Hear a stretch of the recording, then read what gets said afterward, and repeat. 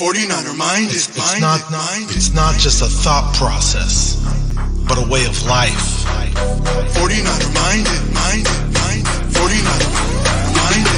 Can't shake it. It's 49er mind that I got. It's 49er shine that I got. My psyche's on another Frisco Super Bowl. Don't sit slow, cause here we go with a super show. A written gold session about our red and gold obsession. With some well-controlled expressions, let's talk about that win that we got.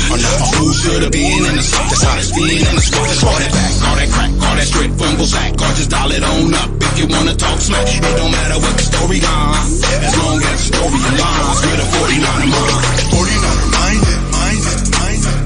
It's not just a thought process, 49er minded. but a way of life. For sure. 49er minded. Way of life. 49er minded. What is up, everybody? Welcome to a Tuesday edition of the Bring the Heat podcast. I'm happy to have my co-host with me today. We got Ryan from No Border Sports. What's up, Ryan? Bashar. And we have Mariah from 49 Faithful Lead Podcast. How you doing? Who's going to the game? What's good? What's good? What's good? What up? Everybody's in a happy mood. We're drinking. Some of you might be smoking. Oh, right. Trying to battle the summer heat because it's hot. I got me just some water. And on Tuesday, we're bringing the heat. On the Bring the Heat podcast, we got Bebop. What up, Bebop? Says, yo, Bebop 49ers throwback. How you doing, bro? Says he's here. 49 Faithful Lead. There you go. She's in the chat. Says, hi, me. She's in both places. We got Kenny. Says it's not just a thought process. Good to have Kenny here, chilling from the Pacific Northwest. What up, Laura? She's Ola. Bring the heat on the Kenny, where are you from? He's in Oregon. He's in Oregon. Oh, I'm up here in Washington. There you go. What up, Kenny? Carcast. What up, Carcast? Good to have you here. Hey, I seen Carcast earlier today. Beto said he wasn't going to be on, but then he said he's going to come on, so we'll probably see him a little bit later. But Damian Lee's right here because he says I just knocked down 2 Arizona mango teas. Okay, do what you got to do, man. My brother, Damian Lee. Mucho mango. Mango. Those things are fire. Anybody who doesn't know. I haven't had those. So I don't know what those are. Bro. Holy shit. I don't have the AC going. I do have my fan blasting at me, so if it sounds like crap, let me know. Another good one is Snapple Apple. Oh, Snapple Apple. I know definitely what those are. That Snapple Peach tea is banging. You know what? When I was in high school, my first recollection of discovering what Snapple was due to watching the late night Howard Stern show, out of all things. And he always had the Snapple Girl of the Week. And that was how I found out about Snapple. Wow. See, we always bent the cap a little bit so you could make noisemakers with them in class. I remember that, yeah. Yeah. Mm-hmm. What's up, BC? Damian Lee. Oh, Brian Culp. David. What up, Brian? Culp. We got David McDiner. Where is he at? David McDiner What's says, up, David? Good. Platform 246. We got a lot of people What's here. What's up, Lawrence? Lawrence is here. Actually, and a lot of people do have channels too. So Lawrence, Platform 246. You're a Niner fan. Subscribe to his channel. He's got good wrestling content too. Brian Cope. He's got his Coffee Talk morning Niner stuff with David McDiner comes on with him. Who else is here? That's a content. They also got the Monday night show. Him and David McDiner got a Monday night show somewhere around. I think it's like 5:15 ish. When I was thinking about McDiner really quick, McDonald's popped in my head, and I recently tried the Grimace milkshake. I'm not sure if you. Did you try it? I haven't had it. The Happy Birthday Grimace milkshake. What's all right? It tastes like. It says it's just like a hint. That's what it said. The description when I looked it up, that it's vanilla milk, but it's a vanilla shake with like a hint of berry. So I don't know what a hint is. Yeah, it's got a taste of purple haze. I don't know. It's really, really sweet, and you better have a sweet tooth ready for it though. It's gonna, and if you got worried about your sugar levels, make sure you don't have much sugar going on before you try one. But it's interesting. It's all right. I tried it just for the sake of trying it. Damian Lee, I miss those days too, buddy. I'm right there with you. Yeah. So they watched Tim. She was on Home Improvement with Tim the Tool Man as well. She was like her assistant on the show. His assistant on the show. Yep. My buddy had the hots for Kathy Ireland. Oh, I remember the Sports Illustrated chick. And I was like, I'm not a boob guy. So, you know what I mean? Like, you know what I mean? I was still, I think, Cindy Crawford was still my main squeeze at that point in time. and then Toni Braxton came around, and she can sing. Ooh, she's got some pipes. Yeah, legs and a pretty face. So Laura's got her review of the Grimace milkshake. I like it all. And she says, "Oh yeah, definitely." She says it tasted like Fruity Pebbles or Captain Crunch Berry. Oh, okay. I forgot. Those were both two of my favorite things. One fast food chain had a Captain Crunch shake once that I had. It was really, really good. I think it was Carl's Jr. or something like that. It was way back over more than 10 years ago. I thought it was pretty bomb. And Kenny, you are right. We are 1 month away from football. We're literally 14 or 15 days away from training camp. So basically, eyeballing it 2 weeks away. The rookies are going to report a little early, and then the veterans are going to show up, and there's going to be all kinds of crazy camp battles. Content. Oh yeah, there's going to be actual real content to talk about, other than spinning our heads in fucking circles for hours and hours and hours and hours and hours talking about who the damn quarterback's going to be. Bebop. She says Jonathan Taylor Thomas was from his town. I said JTT was like I swear, I don't know if it was the end of elementary school or junior high, whenever that shit was popular. Like he was like the main like crush of little girls. That like, little boy, yeah. Yeah, a lot of chicks liked him. Yep. He was the two-man son, right? Yeah. Yeah. Like there was posters of him like in every friend's house that I went to their house. It was like, look, he was the male version of Topanga. Yeah. Ooh, Topanga.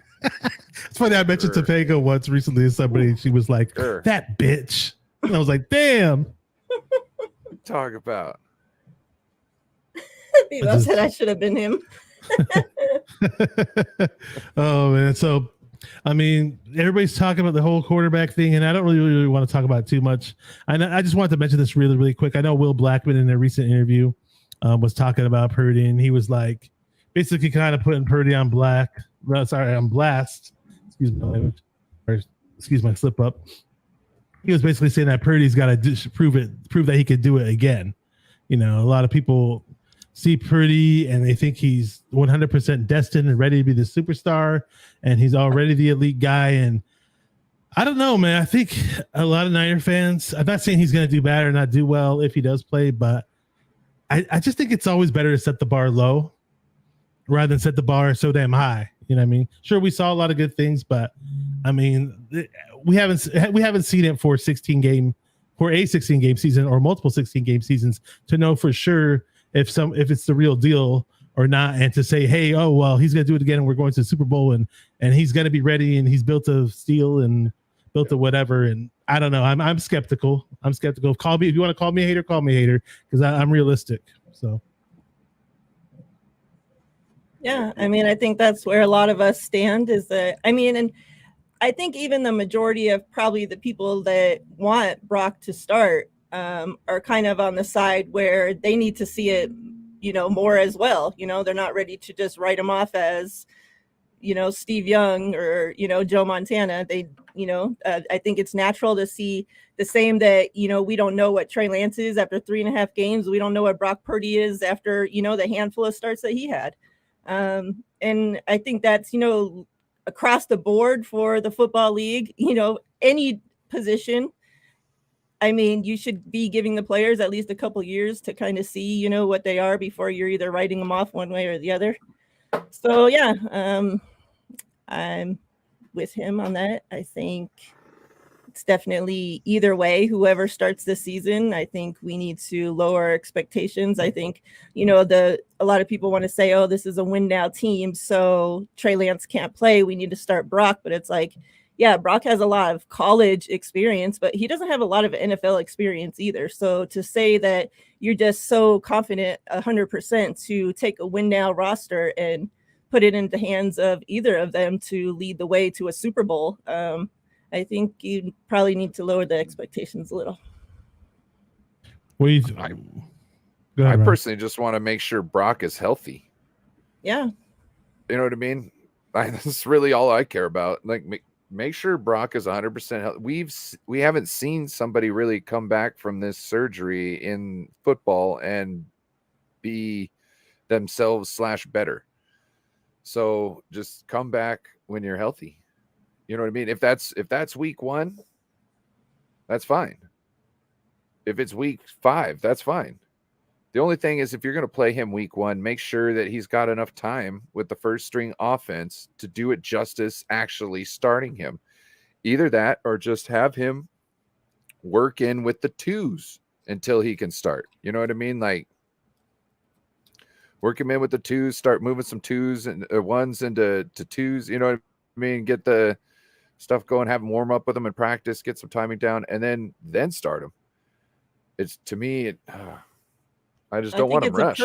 A perfect thing for Kyle to use that to not rush back Purdy from injury, and to be able to use those first couple games, 3 games, 4 games, whatever, to see what he has in Trey Lance at the same time. And you're giving, that extra time to Purdy.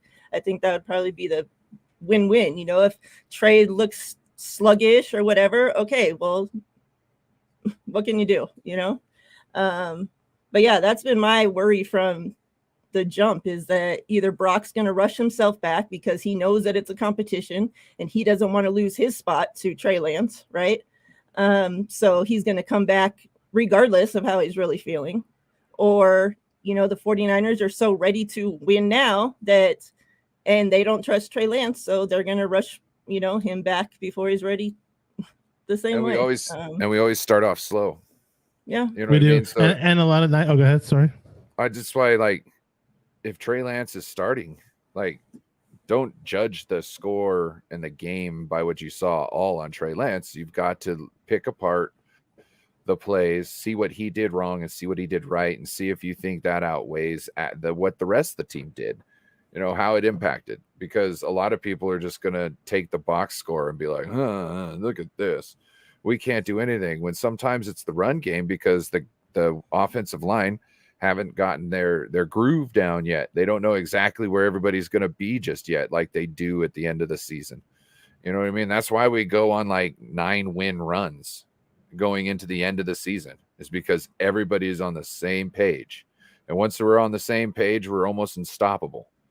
So in the beginning, when we're not on the same page, we're not so unstoppable. That's kind of why I want Kyle to start out with the power game more in the beginning of the season, because it's something we do, as offensive linemen. That's what you do from day one, is you start out with the power run game. So let's just do some power run game. It's not as difficult. You can mix in the fancy shit here and there, trying to break a play, but be basic there in the beginning till we get our groove, and then hammer them home. Plus, it saves some of those fancy plays for the end of the season or the playoffs. Yeah, exactly. What's up, Tony Culp? I see you here with your husband, Brian Culp. She has I believe, Ladies of the Empire show that she does. I'm not sure if that's the name of the channel. Hey, it says, hey, everyone, smash the like button. Brian and I will be listening on the TV. We appreciate you too. You guys are awesome. And yeah, I mean, Mariah, it's Mariah, you want to talk about Ladies of the Empire? I'll go ahead. You want to talk about that from time to time? Yeah. I'll say what I gotta say after. But yeah, it's on Tony's channel, that the username that she's on right now. The show is on under that channel. Subscribe to Tony Culp. Yep. And it's on there. There's a great panel of ladies 49ers on there. I think it's an awesome thing. That's why I thought you were finally part of it. To. I can't just dedicate myself to another show for another day a week. I'm the one that does everything around this house, take care of my family. So I have to take my daughter to school, pick her up from school, take my daughter to work every day, pick her up from work. So I can't just dedicate myself to a show every single day of the week. We understand. We got you. So yeah, I will be on there as a guest, definitely, when I'm able to. But yeah. True. And as far as the Niners and their slow start, it seems like out of all the position groups, the last position to gel and get things right is always the offensive line for some reason. And we always get these scares in the preseason of the offensive line looking like they belong in a junior college and playing junior college teams rather than NFL. and it's so frustrating sometimes watching it. Last year, everybody packed when they saw it, and I get it. And I was kind of using my wishful thinking, oh, well, wait, maybe they're not gelled yet, let's see. And lo and behold, they did come back and they started looking better. But hopefully why not get that started sooner? Why not prep yourselves to get all your kinks out of the way? Now, you know what I mean? It might not be as rough as last year because the new guy on the team was in the most critical position on the line. When it comes to the lines, what run blocking and pass blocking, you know what I mean? The center is the one that calls all the packages. So, you know what I mean? Like this year, the new guy on the line is the right tackle. So it might not be as bad of a start as last year, but I still expect if he's going to be coming out and doing all fancy run plays week 1, there's going to be a learning curve and we're going to see it again. So that's why it's like, this is the thing. And when the running game isn't working, what does he do? He starts passing. And something I saw, okay, what did I see? Last year, Kyle Shanahan was, I think, 25th for pass attempts in the league, but we were tied for second for yards per attempt. So and we also at the end of the season started passing more than we were running. And the passing was opening up the run game for the most part because everybody was having to get back on their haunches. So who knows what the offense will look like at the start of the year? It could be like if Brock Purdy's starting, who knows if we even go run heavy? What if it's the quick slants and the stretch plays, and then work in a fancy run here and there. Very true. And as far as the offensive line goes, I think it should, by default, it should start off better because we have a bit more continuity now. So now it's not 3 new guys, right? It's 1 new guy. And Burford looked pretty decent last year. Banks looked really good at times. Burford's bulked up and he looks just as quick, and some people say he looks even quicker than he did last year. So I'm excited to see what he can do in pads this upcoming season. And even Brendo's been working on his strength, so I'm excited to see what he can do with the year under his belt as a starting center. So all of those things combined should help us possibly look better in a week 1 type scenario, where usually the offensive line is kind of the weakest link in a week 1 type of scenario. And and I was going to go back to the people who are diehard support Purdy supporters, the ones who look down on Lance, and they think that if Lance plays, we're going to lose a game and we're going to lose home field advantage in week 1, or if he plays the first 4 games or whatever. I don't know. I have a bit more optimism about that. I don't think Lance is a terrible quarterback, but they obviously think he's terrible, and it's up to Lance to prove everybody wrong. Obviously, let me just say what's up to some people that got here. We got a whole bunch of comments that I got to catch up on, so let's just do that really, really quick. And this alludes to what Mariah was saying, how she's got her schedule and she can only do so many streams, and we totally get that. But really quick, Night Sickness Podcast, Beto, what's up, bro? So sorry, guys, won't make the podcast today, but I'll chop it up in the chat. We totally accept that. We're okay with that. That's fine. We're good, man. Bebop says Mariah is a certified lady of the empire. Laura says, Mariah, you rock. Supermom. #Supermom. And so she appreciates everybody. What's up, Corey? Good to have you, man. In the chat. We could have you back on the show one of these days too. Why not? It says, what's good minded? Silverado Kev in the house. Oh, is he here? Okay, I'll get that. I didn't see that one yet. So what's good minded? Been a long time. Let's get it. How's it going, Mariah? So Rich Celts.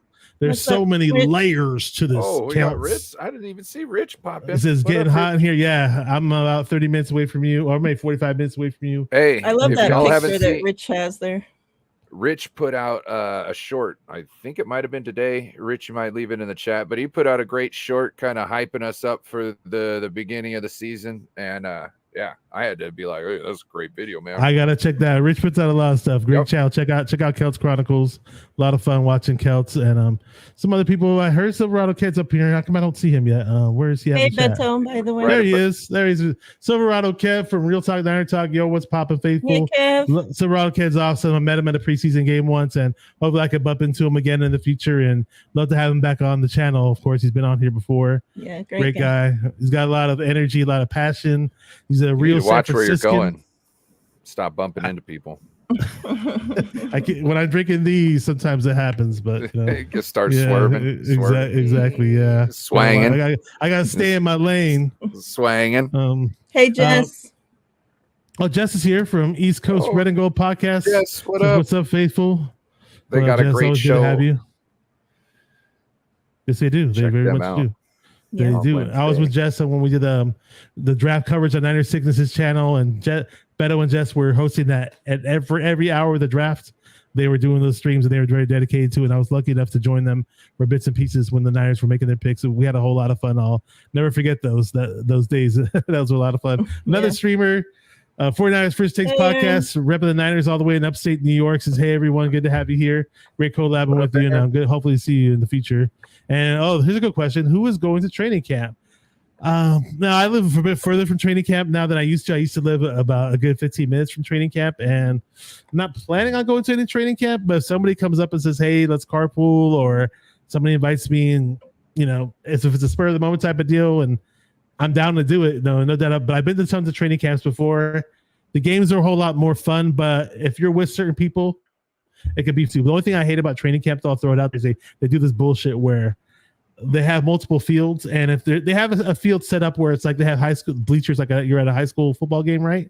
And then sometimes they'll do the drills on that main field, but sometimes they do the scrimmages on this field that's so far away, and you got to bring binoculars, and it's just really annoying and stupid when they do that. Who's going Grant to the always game? talks What's about good? that, What's but good? they got to see, that it's so far from where you have to see where the field that they're actually on, and then they'll have, the offense, or the defense going on this field, offense on this field. So it's hard to keep track, be able to watch so many things at once, because it's not like they just have one field of guys, practicing right in front of you at a time. It's like all over the place with a bunch of guys out there. Field That's of why you need to dreams. bring a setup. You need to have like 3 cameras out there, all zoomed in on tripods, just They're a like team, like a team of people. You watch this field, you watch this field, you watch offensive line, you watch, whatever. you record and record. What happened? Yeah. It says Beto made an offer to me. He said he wants to carpool with me. He said he's down to carpool with me. So, hey, if it fits in with what we're doing, why not? I said, let's carpool. Okay, maybe we'll look into that then. That could be a possibility. You never know. I never met Beto in real life before, so that could be very much a possibility. That'll be a lot of fun. I prefer going to the games, but it is cool to go to training camp just to see, especially when they got the pads on. The only training camp practice I've been to when they do have the pads on, but I know there are other practices where they don't hit, and I'm not sure if those are the ones open to the public. Candy from Beto. Oh my god! And they actually haven't announced. They haven't announced much for specific dates. It was just I believe it's the 18th and the 22nd, right? The 18th, the rookies They report. announced the dates today. Oh, they actually announced the full dates. Open. Oh, okay, for the public. Yep. Oh, okay, cool. Maybe I should pull that up in a second. I have it right here. Oh, you do? Okay. If you want to share it, I can share my screen. So, I don't have it to share. I have it on my phone. I'm on WebZone right now. It says the 49ers have announced open training camp dates. So Wednesday, July 26th, Thursday, the 27th, Sunday, July 30th, the 31st, the 1st, the 3rd, 4th, 5th, and 7th. There you go. So I have it. I do have it pulled up right there. Not sure if you guys can see it. Yep. And it says the open practices will begin at 10:15 a.m. and occur on the following date. So there you go. So between July 26th and August 7th, and it's almost all days of the week, pretty much. They have them pretty much on all kinds of different days, which is pretty crazy. Thursday, Sunday, Monday, Tuesday. And and I'm not sure if they're also holding the joint practices with the Raiders from August 10th to 11th. I've tried to see if those were open to the public because I wanted to go to those, but I looked on the Raiders Twitter and stuff. They don't have nothing posted about open training camp dates yet. So that's because the Raiders suck. I know, like probably in a week or something. But I want to try to go to those. They'll tell you 2 days afterwards. Yeah, you read my mom right. Nobody ever showed up to training camp. We opened it up for the public. Nobody showed up. Yeah, you read my mom right. Well, this is our announcement. It was opened up. Because I was gonna be like, I wonder if it is open to the public, Brian. I'm not sure if you found out about that. Hopefully, because that's probably the only days that people actually show up to watch the Raiders practice. I don't know if I could stomach being around so many Raider fans at once, though. I just I don't know if I gotta be around them all the time. So I attended one Raider game in Oakland though, a long time ago. It wasn't when the Niners were playing though. It was when they were playing the Kansas City Chiefs. Yeah, Beto said he's gonna be hopping on audio only, so that'd be cool. But the Las Vegas people who became Raiders fans, are they immediately just as trashy and criminal as the Raiders fans from Oakland? Or, like from before? Not just Oakland, because they were also in LA. You know what I mean? It's just they're trash. I don't know any people in Vegas that became Raiders fans because they moved here. So that's good. That's good. I'm sure there are some, of course, but anybody that I know personally, they either are fans of another football team already, so they're not changing because the Raiders move here, like me, or they don't give a shit about football at all, so they could care less that the Raiders moved here. Raiders, that's the team I grew up hating, and there was always somebody in elementary school and junior high, and the kids had the Black Star jackets, and I was like, oh, screw that, like, hell no. Like my Niner passion kind of grew more and I'm more. Sure, growing up, with that. All right, so we got Beto in the house. I felt sorry. I gotta move the overlay because we got Beto here. That's what I set up for with 3 people. What's up, Beto? What's up? What's up? You look so much cuter in that picture. Oh, thanks for doing us the favor. Yeah, I know. I got. You must have photoshopped it. I'm visiting my office like 5 times a minute, so we don't get to see your levitating anymore. No, because if I have to dismiss myself, it's easier to do it this way than it is on video. Is there any player in particular that has never been on worn a Niner uniform? A new player, whether it's a free agency type of player or just a rookie, that if you guys were to go to a practice that you're like, oh wow, I want to see this guy first and see what he can do. Is there anybody that you guys have in mind that you would like to see first practice? Braden Willis. That's Ji'Ayir a good one. Brown. Definitely Ji'Ayir. Sorry, yeah. maybe I shouldn't have said that. I should have left that one from Ryan. My bad. Oh, go ahead, and you guys can say whoever. Okay. We can share. There you go. Sharing. She had a crush on him first. Ryan. Sharing is caring. I would definitely say Ji'Ayir. But I mean, any of the new guys, I'd be excited to see. My guy's Javon Hargrave. I'm really curious to see how he's going to be on that line, helping out Armstead, putting less pressure on the double teams for Bosa. Does Drake Jackson come out of his shell? I'm a little kind of iffy on the Drake Jackson just for the fact I don't want to the whole throw the eggs in your one basket kind of philosophy. I don't know if we should sign a veteran like don't come out and get pass rusher to really shore up the pass rusher. Not ideally I'd love to, but I don't know if they're even going to go that route. I think Drake Jackson's gonna have a better season than Hargrave. Oh, okay, Yeah, better season. he has the opportunity to. That's for sure. Yep. I think Cleveland Farrell's going to be better than Drake Jackson this year. Whoa, Cleveland Farrell. Okay. Why do you say that?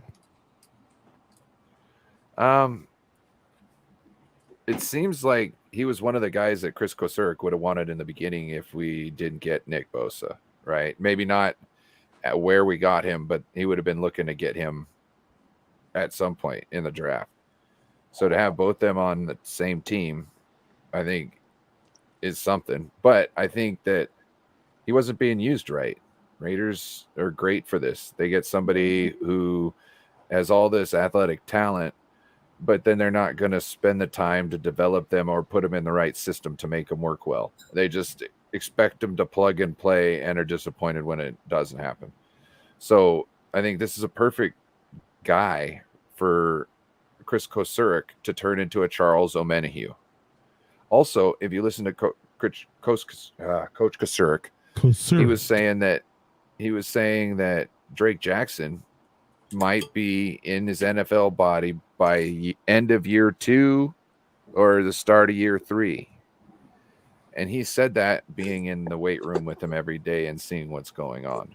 I think it takes a couple years for every player to get into their NFL body. I mean, his upper body looks pretty damn built right now. I mean, I don't know how much more built. But you mean like more comfortable in his NFL body where it all comes together? Or are you talking about appearance-wise? Just because you have mass doesn't mean you have strength. Okay. True. Yeah, look at Solomon Thomas. Oh, Solomon Thomas looks like a bodybuilder, like Aaron Donald. Him and Aaron Donald next to each other flexing, but and they look the same. To Ryan's point, Exactly. Absolutely. But it's more of the fact that his body had been asked to change so many different times that he never was able to build a good foundation over and over again. So it might take him 3 years in an NFL program when it normally only takes guys 2. You know what I mean? Because he didn't have all the, the 2-3 years in college building upon the same success over and over and over again to really, shape and form and harden those muscles. Not really shape, form, and harden, but you know what I'm talking about, like to give those muscles the actual twitch. No, pause. Yeah, and I think they were Shout saying out like to Renobs, Hardwood Wax and Shine. Oh yeah. You should have gave me the videos for your commercials, or I should make a commercial of my own for pizza. I don't know, or maybe you could make one. Who knows? But if you shout out to No Border Sports channel that Ryan hosts every Friday. He has a NFL. What do you call it? The NFL Weekly Review Show, the Weekly Variety Show. Weekly Variety Show. Yeah, and Ryan's it's kind gonna of make those commercials. By the way, he has people that are promoting his show. Oh, they're actual real businesses, guys. So yeah, they're promoting his channel. Corey And Davis has his own spicy hot chicken made with unbreaded, unseasoned breading, and it's soaked in tapatio until you should mute yourself, Beto. Soaked in tapatio until soggy. There you go. Got to try that Corey Davis chicken. Shout out to Corey Davis if he's watching. Bebop, go ahead. David Corona's got his own Cowboys Bar and Grill. Oh yeah, that's right. we're definitely going off topic with all these commercials that you have going on your channel. Check out his channel on every Friday, the Weekly Variety NFL Weekly Variety Show. That's why it's a variety show. Yeah, and it's actually spelled properly this time. It was variety or variety for a long time. It was misspelled. I spelled it right, motherfucker. But it's if you're willing, if you got nothing to do on a Friday night, and if you're at 6 hours of the evening. Within that window, you can click on there and boom. You see us playing Connect 4? I caught a little glimpse of it. I didn't catch the whole thing. Oh, Mariah, did you see us playing Connect 4? So it's like a Connect 4 grid, right? And you got one team down here, and you got teams going this way and teams going this way, and you gotta pick a player who's been on both teams to get the spot, and then you play Connect 4, which we won, by the way, twice. It's a pretty fun game. You guys won, man. And we were talking about, of course, Eric, you were talking about how you like Clelin Ferrell. I loved Clelin Ferrell in college, and people were telling me, no, Bosa's way better. Bosa's way better, and they were right. Bosa is way better than the NFL. Yeah. But to me, Ferrell looked amazing in college, and I don't know what it was that he was lacking exactly. And one guy was telling me that, he played in an all-star defensive line in college. He had Austin Bryant on the other side, who's a 49er now, and a few other guys in the middle that made it to the NFL. But the Raiders play a 3-4, right? Yeah, he was doing a linebacker. He was covering. They had him in coverage at times. Yeah, he needs to put his hand on the dirt. And when you're trying to not give up a pass play, in game and practicing hard in practice, how are you working on your pass rushing moves? You're the whole game long, you're just thinking how you're not wanting to give up that pass play when you should be just fully concentrating on going after the quarterback. So it seems like every time it's a guy in a 3-4 defense who came out of college, was supposed to be great, wasn't, and then we get a hold of him, and then Arden Key was terrible with the Raiders. Same system, came to us and looked like a damn pro. Yeah, it's almost like with the 49ers and Kaseric, these players have come to us on those cheapo deals, maybe a 1-year cheapo deal or a 2-year cheapo deal, and then once they become a free agent, it's like, okay, hey, Kaseric is going to boost my stock. I'm about to get paid. That's what Arden Key did, pretty much. That's smart to do. Shit.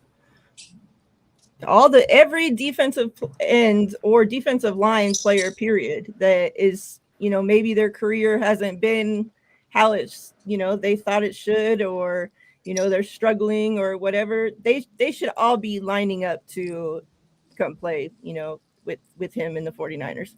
Sign a 1-year, 2-year deal and, get better, team C.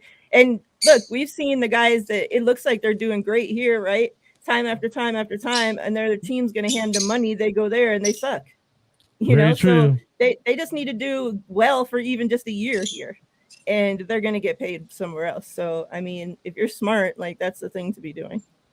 Very true. We got John I think the LaJoy. birds agree with you, Mariah. Yeah, they do. Bettles birds. We got I'm John sorry. LaJoy. Yeah, you're gonna hear more on this. On this, The- it says that you do my microphone. Sorry about that, guys. John LaJoy says, "What's up, 49 friends? Good to have you here, bro." Damian Hey, Lee's John. bringing up Jason Poe. I'm not sure what. I think you're saying you're excited to see Jason Yeah. Poe in camp or hear about him. I know Ryan's a big fan of Jason Poe. You can talk about Jason Poe. What are your thoughts on him now going into year 2? I'm frustrated because I don't see a way for him to get on the field.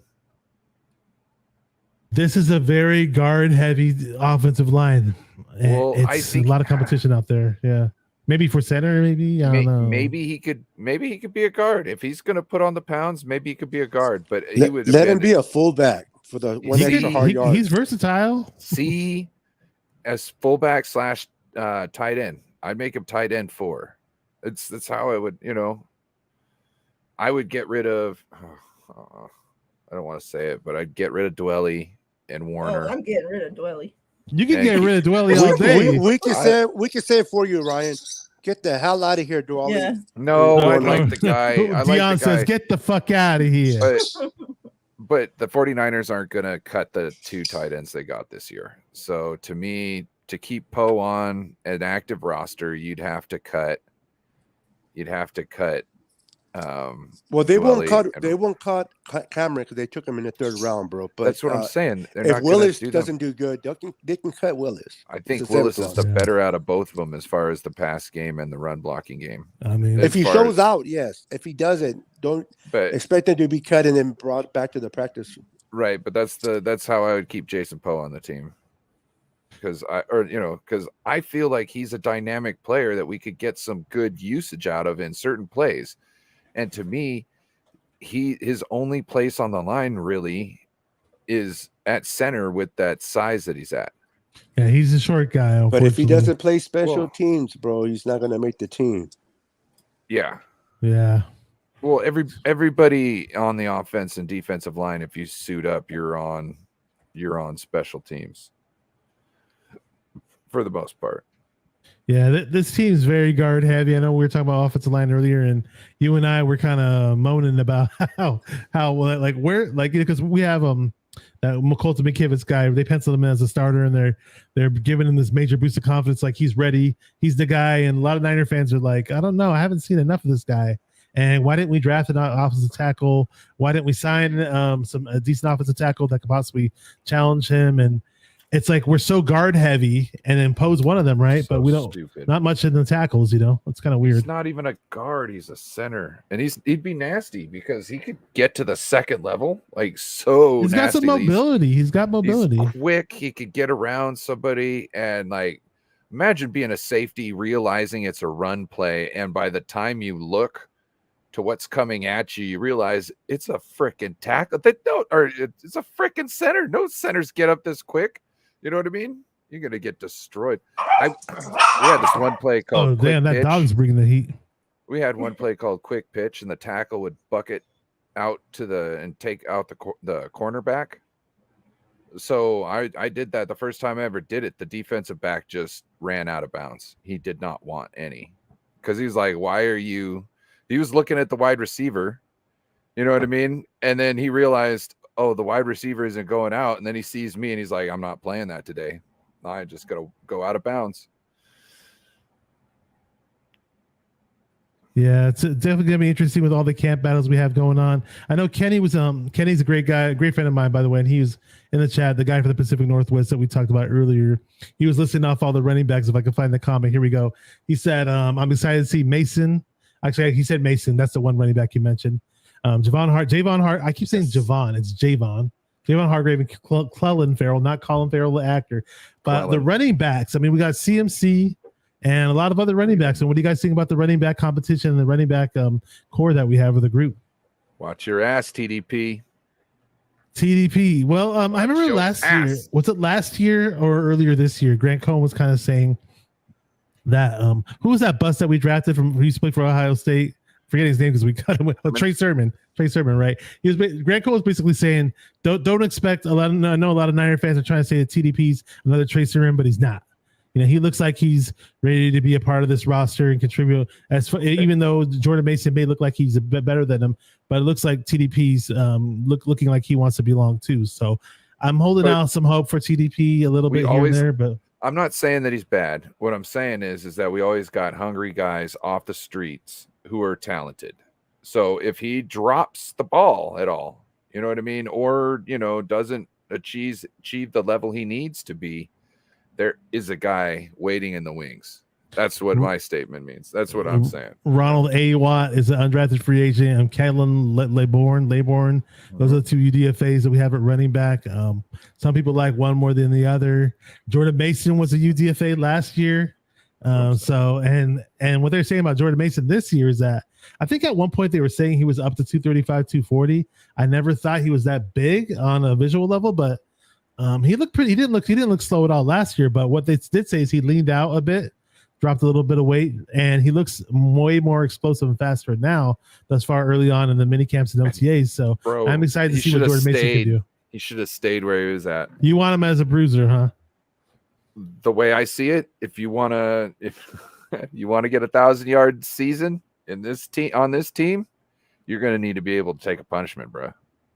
Yeah. Well, hey, a lot of our guys who get hurt. Look at Elijah Mitchell. He's a smaller running back who is excellent when he's healthy. He's dope when he's healthy. And he's not scared of shit. He's not scared of shit neither. It's not like he's scared to get hurt. Every time he goes as hard as he ever did, and he just ends up hurting. He's like, damn it. You know what I mean? So I can't slight the guy. It's not like he's pulling punches. Yeah, it sucks because he looks great when he's out there. I mean, obviously he's no CMC. He's no CMC, right. But he looks really, he can stand on his own 2 feet and say, dude, if you gave me the rock for a 16-game season, I could pull off 1,000 yards.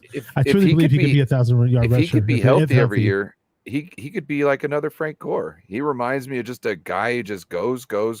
You know, it seems like you just can love the guy. You know what I mean? And so go ahead, shout out to 49ers playlist. David Souza says CMC with a 1,000 season, 1,000 yards rushing, 1,000 yards receiving. He's definitely got the talent to do so. Definitely has a skill level. He can catch like a receiver. He can run routes like a wide receiver. He's done it before. And he has done it before, according to Beto. And I just think we have too many playmakers to go around for him to get both.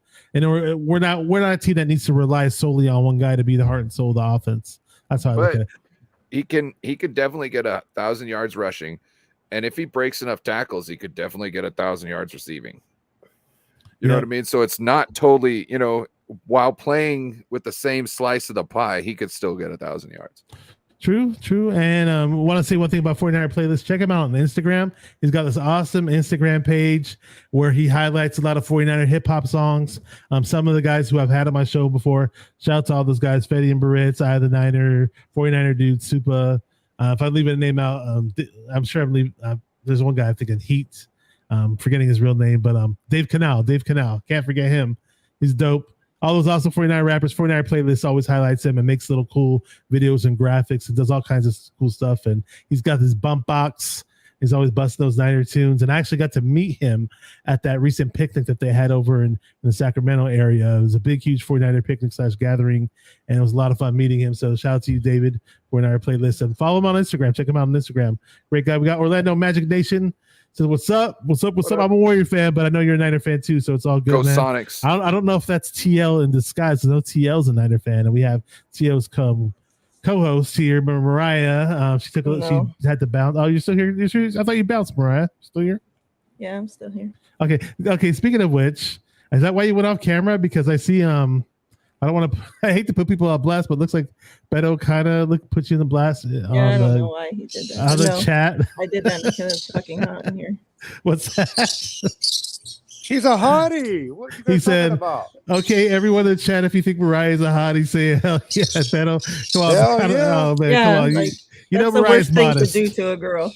You know Mariah's really a modest woman, so we don't want to make her feel all shy or anything like that. That's why she's not on camera anymore, Beto. Oh, stop. She's not shy. Your birds are going off, man. I'm not on my SS7B. I'm on my phone. Oh, okay. Are they usually that tell. loud? Is that how loud they normally are? Yeah, this is how loud they are if I don't use my other mic. Wow. Yeah, my mic does a really good job of basically channeling the sound on the subject because I have my fan just blasting away in the background. But I'm in the same spot that I sit with my other microphone with my Rode yeah, those birds are loud. Damn. I didn't notice they were that loud. And I'd hear them in the background when you're actually using your real microphone. Oh, this is not really loud. They get louder. Oh, wow. Okay. They sound vicious. They sound scary. Kenny says, what up, Kenny? He's a big running back guy. He loves our number one defense, though. He's not just offense. That's birds chilling. Real quick, I just want to say that I just followed 49er playlist on Instagram. Oh, yeah. He's a really, really good guy, too. He's just followed them. The moment I step foot on the green grass at the picnic, this dude spots me right away and says what's up to me, and I wasn't sure who it was right off the bat. Then he said, I was like, oh, okay, I remember you, because I did see his pictures before on Instagram too, so it wasn't like I didn't see his face before, but I just never saw him in real life before. Sometimes people look a little bit different in real life, but at the same time, people kind of spot me from a mile away. I guess I stand out like a sore thumb. I'm kind of weird like that. But Kenny was talking about the running backs. Says Mason and Mitchell 100% must step up. They must step up to keep CMC healthy. I totally agree. Yeah. And that's why when you mentioned CDP, I want CDP to be good so we don't have to worry so much. Real quick, Bash. 2 wrongs don't make a right. About what? If I did kind of embarrass Mariah, you didn't help the issue by putting a blast over the microphone. I just threw it out there. I'm just saying, if I got her shot and then you bring it up on the mic, bro, come on. I wasn't sure. You were very helpful. I was trying to bring the heat, Beto. All right. To talk to Kenny's point here. Yes, we'd love for them to be healthy, but will Kyle let that happen? Will Kyle spread the love around? Because Kyle's gonna be like, no, I got to keep CMC in for this because we're gonna, I need him here for this and I need him here for that. And then next thing you know, he played like 90% of the snaps. Like we need. Like maybe first half make it pretty much Jordan Mason and Mitchell. You know what I mean? Pound the ball on them. And then in the second half, when they're tired and slow, unleash CMC on them. Obviously, you could bring them in on packages when you need something. Let's say, they went up a score and you went 3 and out with your first drive. So now you got the ball back. We need to score this time. Put CMC in. So it makes them have to worry about him in different, aspects of the game. They got to really, put their hats on and do stuff right. Score the ball, go back to Mitchell and Elijah. You know what I mean? Keep pounding them. I just don't see Kyle doing it. It's weird that Kyle does that because in theory, you want to keep running backs fresh. You want to keep certain running backs healthy. We were running by the committee. Everybody's talking about Kyle's running back by committee. What has it been? It's been the same guy until he gets broke, and then you move to his replacement. Yeah, it's annoying. And on top of that, like we gave up a lot of assets to get CMC, and we need him down the stretch when it matters and come playoff time. Obviously, we do. Kenny says, I almost think CMC prefers to take the low due to the beast. This is what I was thinking, though. We know it seems like Kyle's being stubborn by not running it by committee and by spotlighting CMC and giving him the grunt of the carries. And we love to see him get the ball. I get that part, but again, guys like us don't want to see him get hurt. And he has been known to be fragile on the Panthers, right? Are there incentives on CMC's contract that Kyle wants to make sure CMC reaches, and CMC and his agent want to make sure that he reaches based on how many touches or how many touchdowns or what kind I haven't heard anything. I don't know. I mean, I'm just trying to play devil's advocate. Like, why is he getting the rock so damn much when we have these capable backs?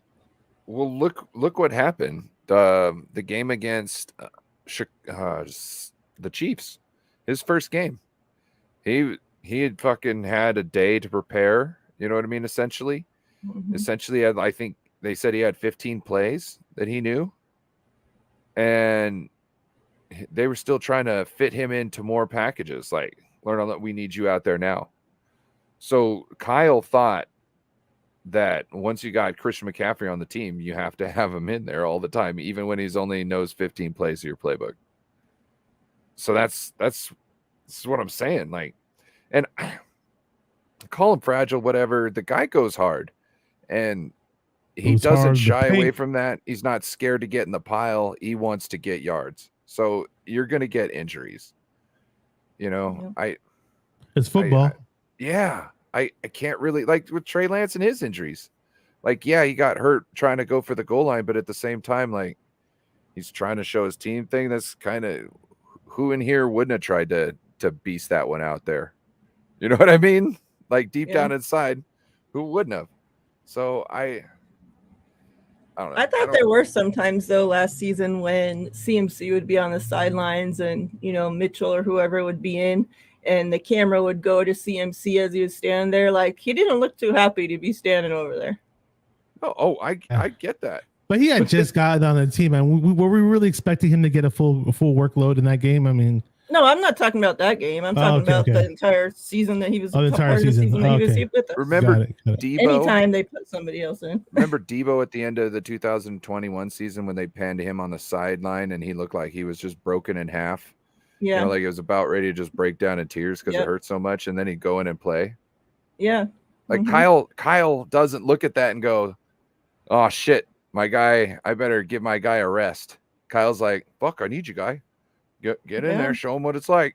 You know what I mean? I mean, especially with Debo up to that point, Debo was everything. He was the entire 49ers freaking offense. So and that's why you don't have time to be broken on the sideline. I don't care if you're in a pile of bones. Kyle's throwing you out there. Yeah.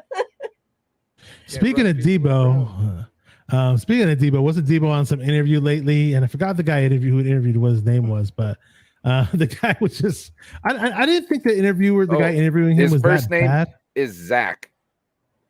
At Gleb, I believe his name was. It doesn't really matter. Yeah, Debo hung up on him because the guy was trying to get answers out of him to get how Zach Gelb from CBS Sports, and Debo literally hung up on him mid-interview, and I think it was only like 5 minutes in terms of how long they were on the interview, and he's like, "I'm out." Like he didn't want to hear any more Philadelphia Eagles questions about what he felt about the Eagles. What did you guys think about that? Anybody want to go before me? You got it, Ryan. It's all you. All right. I think reporter's a bitch. If you couldn't tell, Debo didn't want to talk about the quarterback situation. Debo didn't want to talk about the Eagles. This guy kept on pressing it.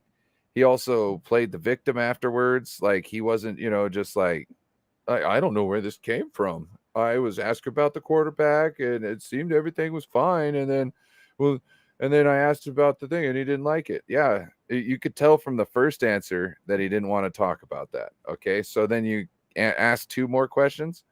What you got was he passed the phone off to the PR lady because he wasn't going to tell you to shove it up your ass. That's what it was. He wasn't trying to get a call from John Lynch. You know what I mean? He wasn't trying to get anything like that. He just said, "You handle this, motherfucker."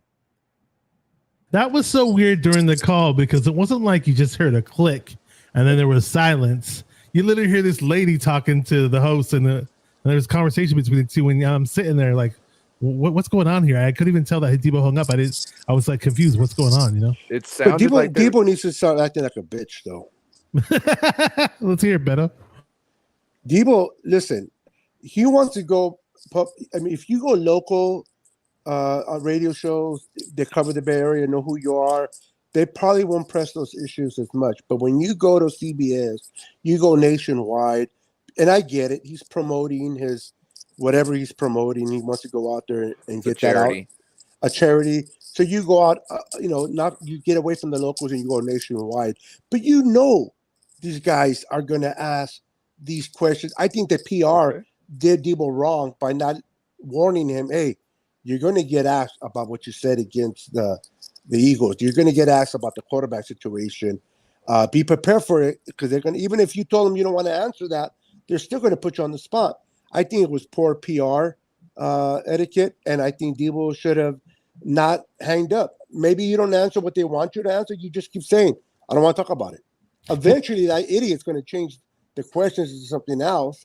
But you don't sit there like a little prima donna and, I don't get it my way, so I get to have a tantrum. My thing is this, though. If you're going to take an interview, and if there are certain things that you don't want to talk about, those things usually are discussed and brought up in pre-production. and be like, okay, I'll do the interview, but we're not going to cover. Don't grill me about the Eagles game because the Eagles fans are saying that Debo's a bitch because all he does is whine and complain and bitch about how we lost to the Eagles because we didn't have a quarterback. Not just Eagle fans. Who else? Niner fans too. I mean, listen, just because he's a Niner fan, bro, and I love the guy as a receiver, I'm not going to sit there and just, back him up when he does a pussy ass move like that. Again, you don't have, you went on there trying to promote your shit. You get your shit out there, which is important for him. You got to sit there and just throw with the punches. Somebody hits you, you're going to walk away and start letting the person hit you in the back of the head because you don't want to fight no more. I'm just saying, if you go on an interview and they throw you under the bus, you just keep sitting there saying, I don't want to talk about that. Or but no what if you're about to fight somebody and that might cost you your job and it's just better to walk away? Well, in my situation, it would be different. But this is not going to cost Debo his job with the Niners. No, but it could cost him a fine and something like that. Maybe he was, like I said, maybe he was about ready to tell him, hey, shove it up your ass. And instead of doing that, he just hung the phone up or gave it to the PR lady. You know what I mean? Bro, you don't do that in the middle of the, it's like you go for an interview and the interview asks you a question. Hey, bro, you done drugs before? You don't want to answer, you'll walk out. This ain't the same league. I'm just here so I don't get fined. There you go. I'm just here so I don't get fined. He should have put a Marshawn Lynch move. The interviewer, Zach Gelb, he wasn't pressing that hard, in my opinion. I was like, I was like, why would Debo hang up from that? If he was being a dick, I get it, but it was because he wasn't pressing him though. The other questions beforehand. Well, I didn't listen to the whole video. What were the other questions? What were the other questions? He was just prying about. He was like, what was it? Mariah, didn't you? It was trying to say. He had asked about Trey Lance before that, and Debo had, gave what he saw from Trey Lance so far. He looks significantly better, yada, yada. And then the guy goes, so do you think Trey Lance is going to get a shot with the 49ers, or is he going to have to go to another team to get playing time? And then the call just goes silent because Debo doesn't say anything. And so the guy then starts, saying something like, because, and Debo's like, I don't know, that's not my job. So the guy's asking him questions that it seemed like Debo, like he was trying to get a response out of Debo. Like there's only so many ways that you can ask a fucking question. And but he did get a response. He got him to hang up. Debo answered the question already, and the guy kept asking about it. Something that happened last season. They're going into a new season now. Well, I agree with you. The 49er fans wanted to bash there's a reason Debo why all season long because Debo wouldn't shut up. He wouldn't shut up. He wouldn't shut up. He keeps talking. He keeps talking about it. Now when Debo shuts up, now we're mad at him for shutting up.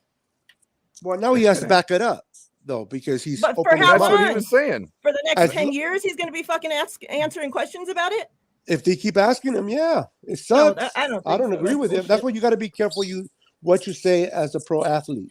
Because it will be brought back to you. That guy's an Eagles fan. He's trying to get those responses out of Debo. And no, Debo why is he interviewing with an Eagle fan? He said he's a Patriots fan, but he spent a total of like 7 years in Philly. Covering Debo's PR should have did a Google check and seen that. Why interview with a guy that covered the Eagles for a minute? He's gonna put you underneath the bus. There's a reason why we only heard so much of the clip. That is true. Exactly. If so you go hear, listen to the whole thing before you start judging. Exactly. No, I'm not judging. I'm just saying the based Also, off what he did. He's a bitch for hanging up. Also, we're kind of older as far as things go. Debo is half my age, kind of, and they do stuff differently. That's sugarcoating, bro. I'm sorry. Generation. Well, but it's real. It's reality. If you have two balls that hang between your legs, you need to act like a man. All the quarterbacks in the entire NFL are having a feud on freaking Twitter right now. All the young guys, it's not just a wide receiver on the 49ers. Like this is happening league wide for all positions because this is the generation that we're in. Yeah, it's a pussy ass generation we're in. Okay, well, Beto, that's not going to stop getting the kids off your porch. Yeah. You know what I mean? The kids could be on the porch, bro. If you're gonna, you just gotta handle your own shit. You gotta adapt to it. You gotta understand this is the new way of doing things. Yeah, bro. Antonio Brown just walked off the field. Oh yeah, Well, that's Antonio Brown's he's a not mental case. Debo's nothing compared to Antonio Brown when it comes to Thanks. shit like that. Yeah. What's up, Rich Kelt? Kelt says sometimes both sides are right and true. Debo could have done better, and the interviewer is a douche. There you go. Eric Armstead doesn't even answer Grant Cohn's questions. But that's okay. Everybody applauds him for it. Yeah. Because it's Grant. But, You know what I mean? My thing is, if you make millions of dollars, though, we're talking about millions. You know, remember Marshawn Lynch? People were typing in the chat. I'm just here so I'll get fined. I mean, I'm just sorry. Like, I don't know, man. I think certain simple questions you should be able to answer, but I get that Debo there's a pre-backlash from people talking shit about him. So that was stuck in his head. I do get that. And it's kind of a 50-50 for me on this one. By him hanging up, though, it doesn't help his case. It's just going to make people talk more about him. He doesn't give a fuck. Look, the only thing difference between what I would apparently he doesn't. He did it. The only thing difference between what I would have done and what Debo did is I would have told him off a little bit. I've been like, you could have for been that he'll get fined.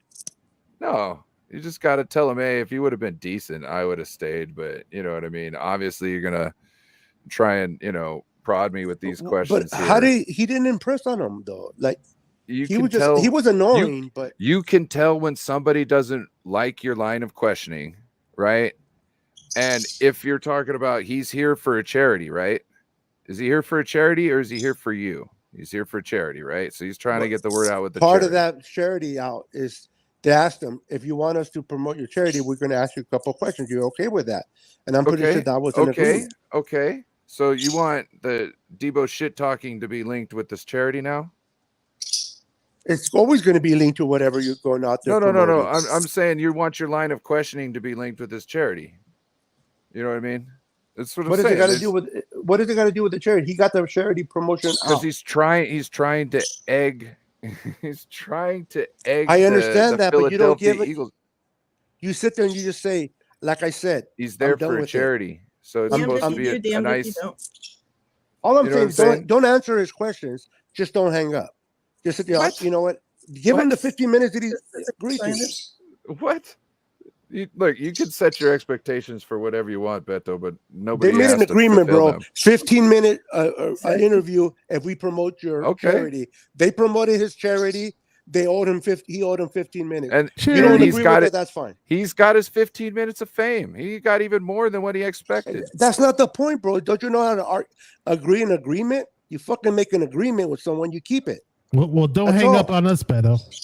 Well, hey, no, I'm not gonna hang up. I'm just kidding. Well, just kidding. Figure out when somebody doesn't like your line of questioning and change it to fit something that doesn't make your guests want to leave. You could tell your guest is uncomfortable, doesn't want to answer your fucking questions, and you want to keep asking dumbass questions that's going to keep them feeling like that. That's genius shit. And then be all butthurt because he leaves halfway through. What's up, Mariah? He said he don't want us kissing players' asses. Like nobody on this panel ever kisses fucking players' asses. So let's stop with that bullshit. Well, I want to say not. We can feel a way about a situation without kissing a player's ass. We can, but that's not always done. So because I'm saying that Debo is not wrong in this situation, I'm kissing his ass. Like, grow the fuck up. I'm older than you. Trust me. Act like I've grown. Look. Hey, I don't care who I don't mean to piss nobody off. I don't mean to piss nobody off, but I'm going to speak my mind. If you guys don't agree with it, then you just want to get all better. That's up to you. I can't control everybody's reaction to my actions. This is me speaking me. Well, you can speak about a player in a situation without talking shit about your co-hosts. I'm not talking shit. I just made an opinion. If you don't kiss nobody's ass, then you shouldn't be taking any. You shouldn't got offended by what I said because you're not that person. There's only 3 of us fucking sitting here that you're saying it to, Beto. Yeah, but I wasn't talking about you. So who were you talking about then? Yeah. Ryan. You want me to straight it out? Okay. So when I said the only thing I would have done different makes you think that I'm just kissing Debo's ass. And when I said the only thing I would do different, that pretty much means I would have done the same fucking thing. And it's not kissing ass. It's how I see the lens of how I operate things. So, and I have a little bias, I guess, towards that. Not because it's Debo. It's because that's how I operate. If I want to tell you off but I don't want to tell you off, I'll just leave, because that's easier than sitting there and telling you off. I'd rather you tell me off. Yeah, well, I tell people off really well, and usually they don't want to talk to me afterwards. Oh, that's on them. Damian Lee, if you only saw me before the show started, I was pretty stressed out, and I was, you know when you have those Murphy's Law type of days where something just knocks over and falls over. I was trying to set up my green screen because the shit wouldn't fucking stay up, and I had a brand new bottle and I had in the freezer of Jack. It's called Black Cola or something like that by Jack Daniels, and I had the bottle. It spilled on the floor while I was trying to set up my green screen that kept falling over like 5 times over. So it was like a Murphy's Law type of day, and now I'm on here and I'm chill, but Bro, I don't know. It's kind of weird like that. He shotgunned that right before the show. Oh, there was a little bit left, and I just down the rest. Yeah, not gonna deal with that anymore. Yeah. But let me read this comment by Rich Kelts. What's up, Kelts from Kelts Chronicles? He said today I've had a fun interview with like that, and I would have flipped the script on them. At 27, I might have pulled the Kinlaw, so hanging up might have been the best move.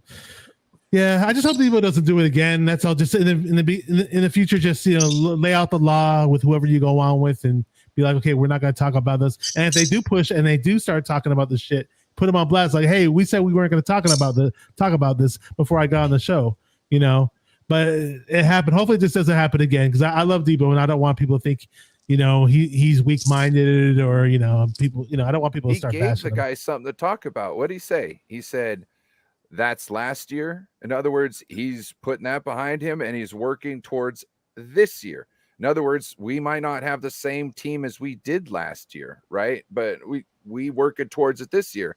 And then he was like, "What about this game this year?" He said that'll be happening the week of the 12th and the 13th. And letting him know, hey, I've got that marked on my calendar. It's just we're not there yet, bro. Like, who knows? The Eagles might go through some sort of thing where there might not even be in any sort of contention or be able to put up any sort of struggle in the game. Who knows? It might be vice versa. I'm not going to put any words out there, you know what I mean, and put anything in the lexicon, because I don't want nobody to get, and nothing to happen, you know what I mean? But things can happen. So it's not like, he's calling out the score to the game, for this season. He was just saying, this is the thing too. They want to act like the game was just going to be such a blowout, like it was, when we had kept it so close with no offense for almost 3/4 of the game. That is true, which was crazy. That was pretty crazy. I don't know how they did crazy. That. Yeah. And who was worried about all the defensive backs, right? Lenore, whatever. They thought Lenore was going to get his ass burnt the majority of the game, and same with them. Mooney's a good player, but they were just fearing that Mooney might have gotten burnt too. And the DBs were doing great, but it sucked. We had zero offense. The plan was so good on defense. The wide receivers had their dick hard on it. You know what I'm saying? They were like their teeth were dripping. You know what I mean? Thinking of watching that on the sideline, because the gig was up. The gig was up. We saw it in the Super Bowl. Gig was up. And let's see what Couch says. Taking names and kicking ass. Real talk though. Don't let a Philly interview. Don't let a Philly interview us. I'm stuttering, man. What's up with me? Real talk though. Don't let a Philly interviewer ever come between the faithful. We're all 49er faithful at the end of the day, and there's been plenty of rumblings back and forth between Niner fans this offseason about the quarterback. I want this guy, I want that guy, I want this guy, I want that guy, and he says he wants us to fight again. I don't think we're fighting, but it's bringing the heat. It's a little bit of a heated discussion, and we're all family. We're family up here. We love each other. We're all brothers and sisters. So, the name of the show is "Bring the Heat." So there you go. Yeah. So something was bound to happen. And again, I was trying to avoid the most controversial topic because it's been played out. We don't like even a motherfucker. Like talking about that shit. Why the fuck you think Debo wants to talk about that shit? Remember when Debo got drafted? No. That wasn't when Debo got drafted. It was when this is a random. This is kind of off topic, but remember when Debo was sitting back on Instagram when we were about to draft Javon Kinlaw, and they both went to South Carolina. With Gamecocks or whatever, and Debo Samuel was so excited that we drafted Javon Kinlaw, and he was up at his little Instagram and his iPhone. And he was like, well, you know. I don't know if you saw that celebration when we drafted Kinlaw. It's unfortunate because Kinlaw hasn't panned out. He hasn't done shit for it, but at the time, Debo was super excited that Kinlaw was going to be his teammate. Have you seen his workout videos? Oh The shit, he Debo was sprinting on the fierce. fucking treadmill. Dude, I No, was like, no, dude, Javon. which one? Javon Kinlaw. Yeah. Well, we all know how it is with Because Javon Kinlaw. it makes me scared. It scares me. Really? I mean, but for me, it's like I've always known he's a strong, big, huge, strong, muscular guy in the gym, but not so It much only on the scares field, me when my hat's on. There you go. Yeah, you don't want to knock your hat off. But Let's see. So, 49 place. We brought this up earlier, but let's bring it up again for those who got in here late. These are the 49ers training camp practice dates.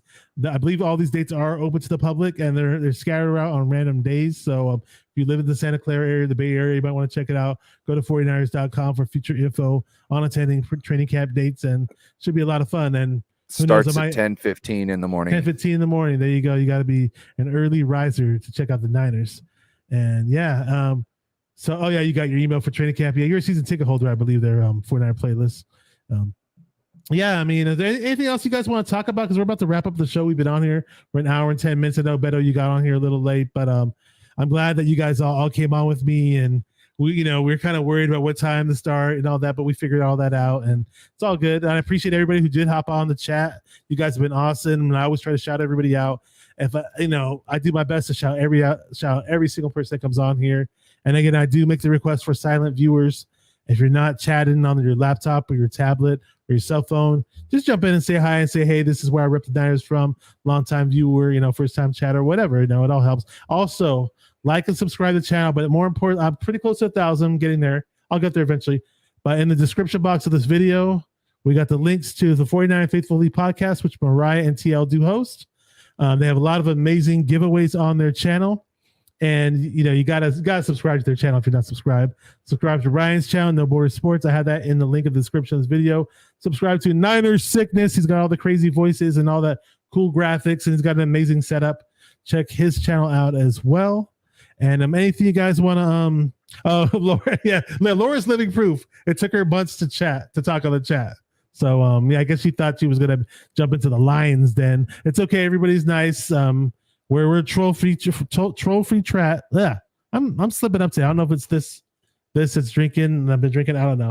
I try to say I'm chill. People think I'm not chill because I stumble on my words sometimes. It's all good.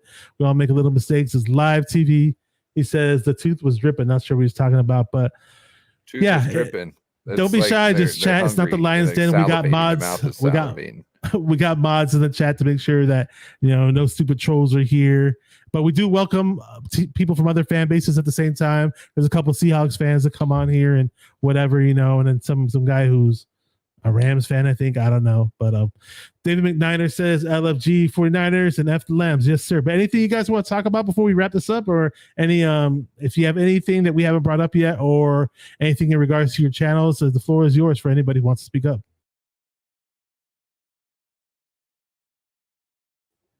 Hello. I think Ryan's frozen. And sorry, I don't know. I was talking, but I was muted. Oh, there you go. Okay, I mute myself so you guys won't have to hear my birds. That's good. It's all good. Let's hear it. And I'm sitting there, I'm talking to you, letting you know, and then I hear hello. I'm like, oh shit. Oh, you're muted, dumbass. Just on for my channel on Wednesdays, me and Pete, Niners Fanatic podcast come together at 6 p.m. Pacific standard, 9 o'clock Eastern. And then on Friday nights, I have the show with Jess, East Coast Red and Gold at 5 p.m. Pacific, 8 o'clock Eastern time. Niners Now podcast. Come and check us out. I see you jumping on all kinds of random shows. I probably stream the least out of everybody on here. I don't know. Maybe me and Mariah are kind of a tie. Me and Mariah. But yeah, I know it's the time of the season where I'm not really too excited I haven't been reaching out to people to come on as guests a lot lately, but there are some people that have in mind, and they know I've reached out to them before. We just couldn't book them and things got in the way, but I'm gonna bring those people on, especially if they're watching, that they'll eventually hear from me, because there's gonna be a lot of juicy stuff to talk about. And I didn't want to bring people on when it's that dead part, and I didn't want to go back and forth in circles about that stupid quarterback crap that everybody's been talking about. But yeah, and Laura's talking about the chat. She said, everyone welcome me and we've had a lot of fun. Yeah, it's a lot of fun. It's always fun. 49er Throwback, what's up, bro? It says, good show. Thank you. It's been a lot of fun. And the people in chat do make the show too. And Ryan's coming back. What up, Ryan? Anything else you want to say? Anything you got going on with your channel that you want to talk about? Yeah, nothing going on with the channel. This is officially my last show before vacation. So vacay out until probably the first week of August. Me and Tia Damn. will be back. Where you going? I'm not on vacation. Like, I'm not away on vacation that whole time, but I'm away from YouTube for that whole time. Okay. But yeah, we're going to the river and spending some time out of Vegas where it's cooler. Do you float the river? I have. We're not this time probably because, you know, you just have to have a setup to somebody to pick you up at the end and all that shit. But we have. Yeah. You know what one of my hacks is? I deflate an inner tube, you stick a cooler in there, and then you pump it back up. And you got a floating cooler. That's so smart of you. But so yeah, what we do in Washington. David McNair said Ryan's got that Sea Chickens Wi-Fi. Oh, bro. T-Mobile.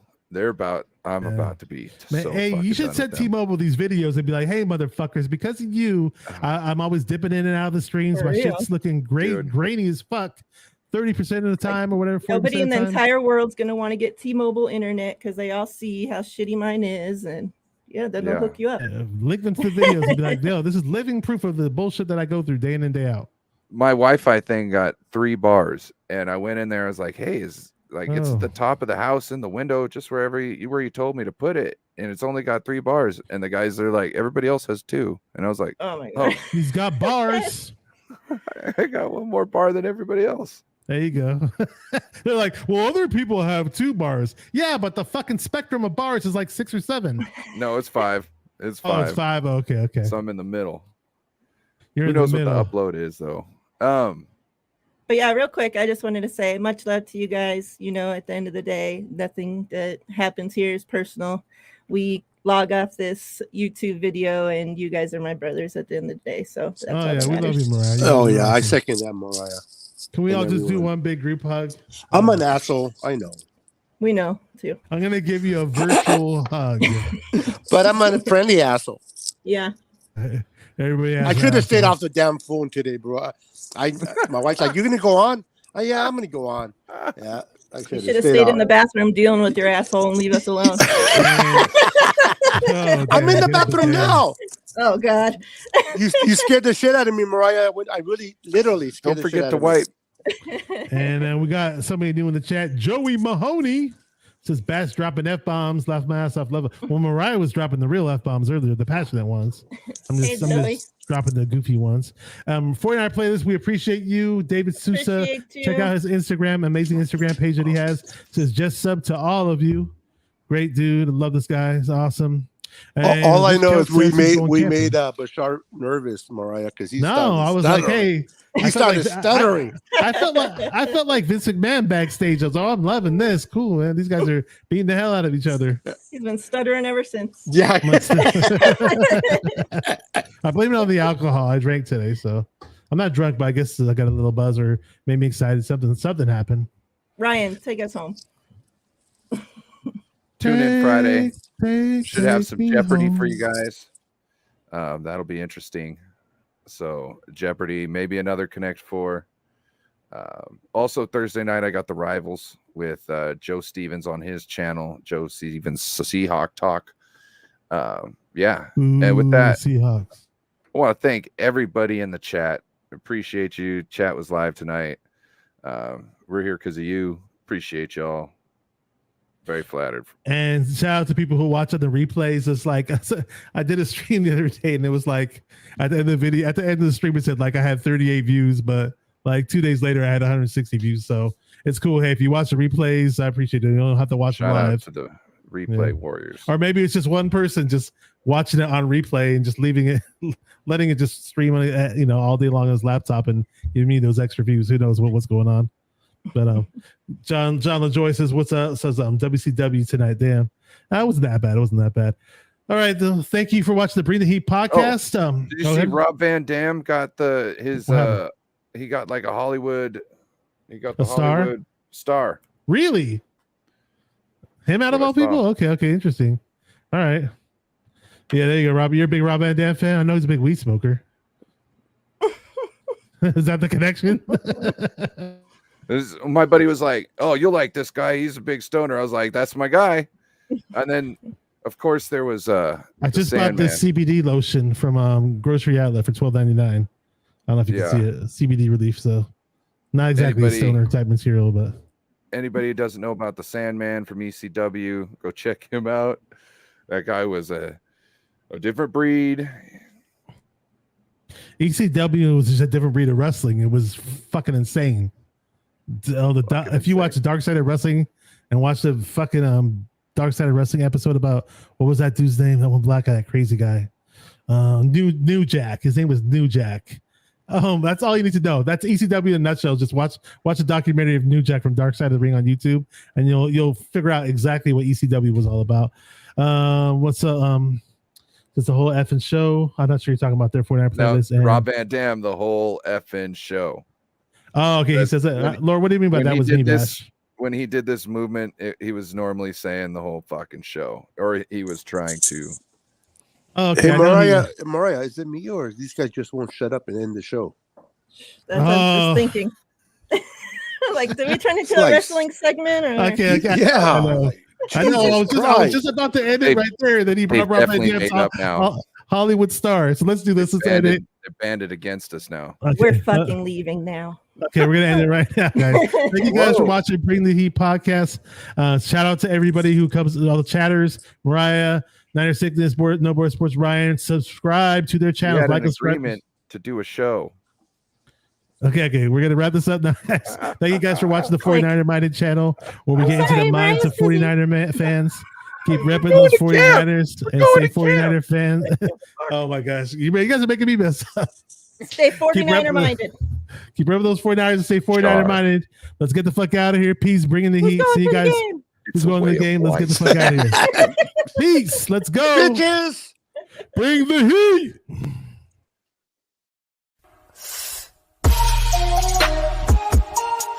Come on, 49er faithful, let's get it. Because it's 49er mind.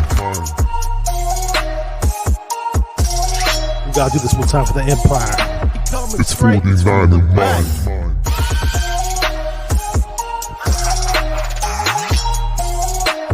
It's 49er mind.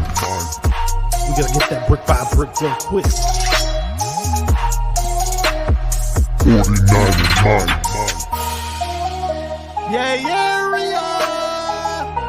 Yo, we can't listen to them haters, man. 49er mind. We from the Bay. 49er mind. We them San Francisco 49ers.